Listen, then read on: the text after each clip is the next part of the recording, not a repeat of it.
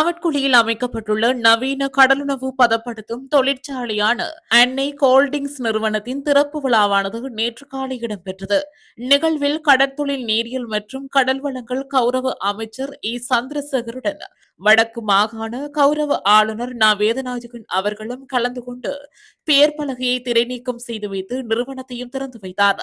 அத்துடன் நிறுவனத்தின் செயற்பாடுகளையும் ஆளுநர் உள்ளிட்ட விருந்தினர்கள் பார்வையிட்டனர். நீரியல் மற்றும் கடல் வளங்கள் திணைக்களத்தின் பணிப்பாளர் நாயகம் எஸ்.ஜே. காகவத், யாழ்ப்பாணம் மாவட்ட செயலர் மர்தலிங்கம் பிரதீபன், யாழ்ப்பாண பிரதேச செயலர் சா. சுதர்சன், யாழ் மாவட்ட கடற்தொழில் நீரியல் வள திணைக்கள உதவி பணிப்பாளர் அகிலன் உள்ளிட்டோர் நிகழ்வில் கலந்து கொண்டனர்.